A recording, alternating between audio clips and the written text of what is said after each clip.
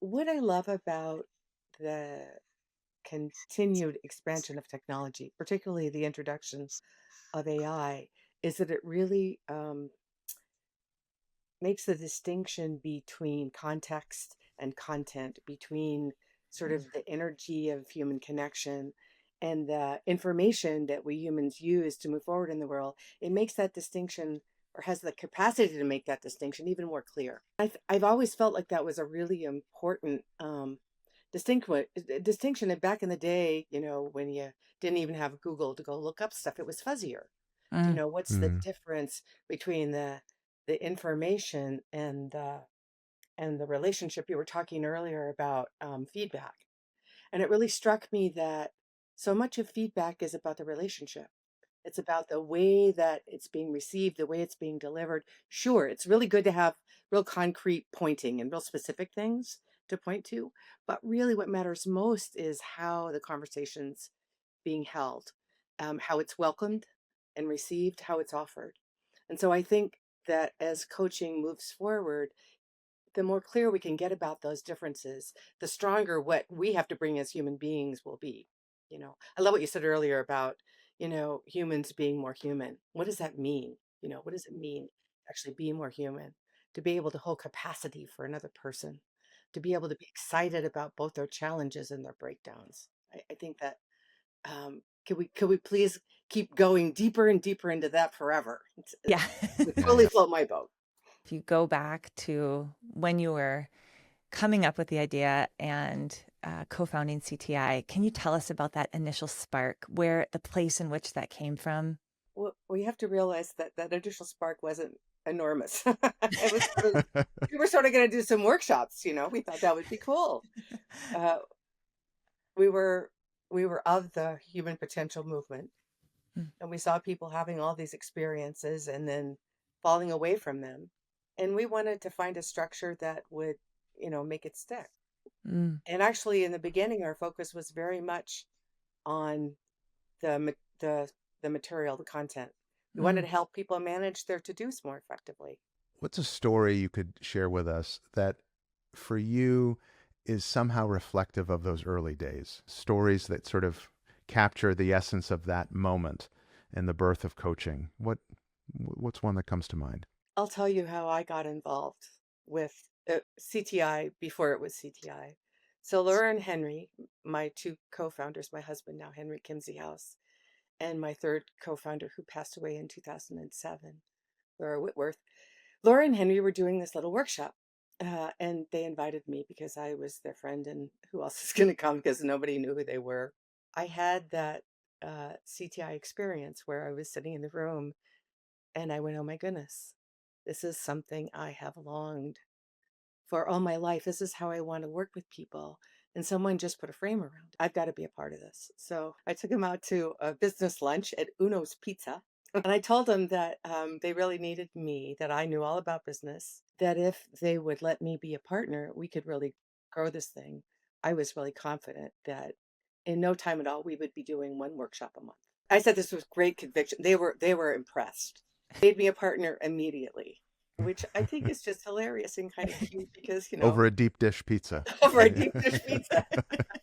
What surprised you about where the profession has gone, or maybe Mm. even where it is? It feels like it surprised me every step of the way. I was surprised that it grew. I was surprised that people were interested. Being able to be a part of this unfolding has been the adventure of a lifetime for me. It's been the making of me. Frustration, anxiety, of course, it's been difficult too, but mostly it's just been like, really? When I think about your impact and the number of people that you have connected with that utilize your framework and methodology across the years and across the globe, how does that land on you when you think about 45 programs on any given weekend and all of those leaders working with coaches and all of those coaches doing really incredible things to shift those leaders and then shift the companies that they're in or the communities that they're in? This particular approach to coaching has a community that spans the globe. And that blows my mind. I mean, I could go over to the dark side tomorrow and decide I was going to block coactive. I was going to kill the thing. I couldn't do it. You've trained thousands, tens of thousands of people, working with leaders, working with parents, working with teachers. I mean, all kinds of contexts, life coaching or executive coaches. If you could sort of be on the shoulder of a new coach and whisper something in their ear. Listen beyond the language and the words. Listen into what's not being said. Mm, Listen for your client's longing. Listen, and then believe. Believe in yourself. Believe in your client. Believe in that longing. Believe in the capacity of us to transcend the challenges that we face and create from them. Believe in the creative potential of your clients and yourself. Where are we wanting to go? What's the longing that we're sharing? What is it that I need to give my faith to in the absence of, hard evidence? Because that's how anything new happens. Not take it too seriously. And by that, I mean be too precious about the model or the process or doing it right. So many leaders are caught in this trap of needing to be right, of not wanting to mess it up, of wanting to do it right, even though you couldn't. I mean, there is no right. I'm perfectly comfortable not knowing where this conversation is going, right? Or really knowing if the next thing I'm about to say is going to be helpful or not. But I also trust that the other person will let me know. I think it's another distinction between us coaches and AI. We get to fail. We get to not know. We get to be in the mystery together with our clients. Whereas I don't know, AI might be able to like mimic that, but it could never replicate what it is to try to feel your way into an energetic field or what's happening and not know and be in the play and the fun and the adventure of it. If there were two things that I could, in addition to what I said earlier, I could wave my magic wand and immediately eliminate it would be looking good and getting it right. Those are death, Mm. man. Those kill us. They kill our aliveness. They kill our humanity. They kill our adventure and our play. Looking good and getting it right. Looking good and getting it right. yeah. Oh my goodness. Oh, I I just love spent most of my young life just doing my very best to look good and get it right. Get it right. It was boring. It was no fun. just this week, I was talking with a practitioner, and he shared the story of Kim Purdy with Mm, me. And she is a woman who lost her limbs to meningitis and mm, became the world snowboard championship or wow. champion. And he was telling me that one of the things she did was she began to see her boundaries, not as boundaries, but as springboards. Wow. The boundaries of her leadership became springboards. And when I heard that, I was so taken by the idea that a boundary, which is where you think you're going to fail and not look good and not do it right, that actually that's the moment that you can actually springboard forward into something much bigger. When I look back over my career, it's those big failures that really shaped me. Being successful was great, but man, really doing a face plant and then having to shake myself off and figure out what to create from it, that's really what made the difference. We have a colleague, Betsy and I, who will often talk about the idea that for many leaders in organizations, they have two jobs. So the first job is looking good and getting it right. The second job is their day job. And when you look at sort of just the energetic cost of literally having to have two jobs, I mean, I think there's a reality which is optics are important, and if you're working in a system that values certain things, there's some level of attention to that. But when they can just be less driven by getting it right and looking good, just the amount of freedom it opens up, and just quite frankly, energy to do other value creating things that aren't really about sort of managing people's perceptions and ego and the reality that most people aren't watching anyway. So much is projected onto those leadership roles. So much gets projected there, so much expectation, so much admiration, but also limitation. So I love hearing you talk about leaders in that way, in such a loving and human way to help them be with their own imperfection and fallibility and Mhm. humanity and relax a little bit and not have to just do it brilliantly every single time. One of the attributes of CTI that's been true for decades is it holds community. And it doesn't mean that it's always harmony and there's plenty of drama and like any good community, it's a lot, right? But there is something about that system that holds community that's not personality driven.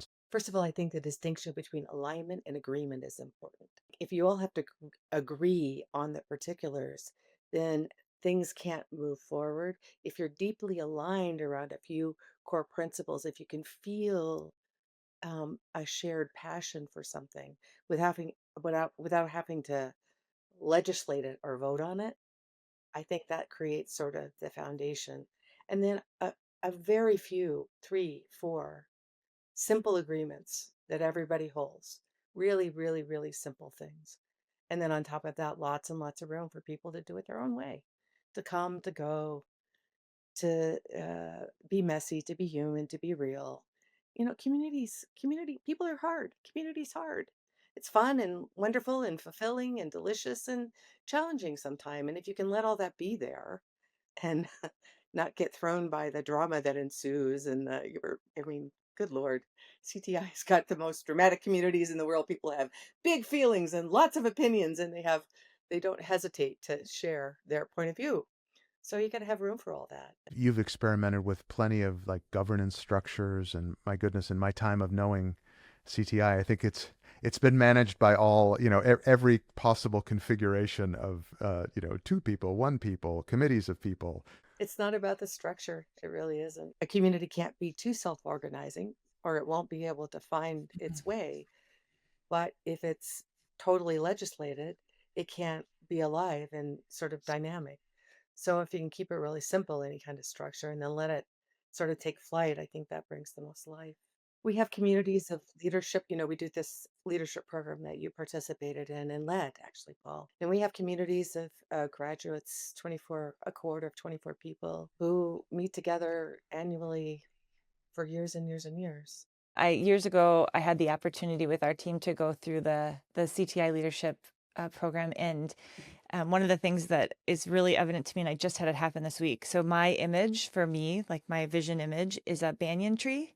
You know, those trees that go out, but their roots come up from the ground and they're big and they have all these things. And I really, for me, that is a grounding image that when I get ungrounded and I think of banyan tree, some days, in my role, I'll be like, oh my gosh, I have so much stuff going on. This is ridiculous. You should pare it down. And I'm like, no, a banyan tree never says that.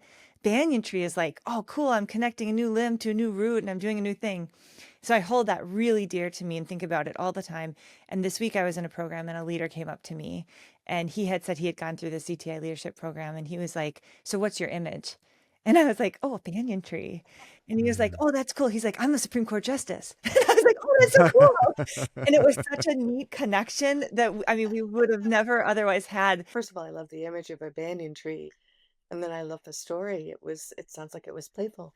Given all the things that are going on in the world right now, what are some of your thoughts, the things that are capturing your attention? What's a question you're sitting with right now? Boy, it's a big practice right now to stay grounded and centered. It's really easy to slide off into reaction. So that's a big part of my practice is just recovering. I keep trying to feel my way into what's trying to happen. I mean, in the largest sense of the word. Of course, locally, what's trying to happen, but also just for our species. It's an interesting story, this human story. And we don't know the final chapters. It's like a really good adventure novel or a horror story, depending on which perspective you hold. I Yeah. choose to hold the former. And I keep trying to feel my way into what is trying to happen and how and what's my part. What's my piece? How do I contribute to that unfolding?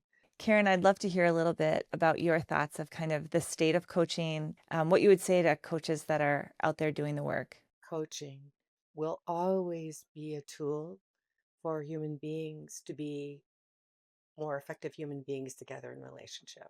So as technology enters our field and as we are talking about artificial intelligence, how do we as coaches capture those tools and use them to serve our clients ever more effectively rather than be threatened or afraid of them?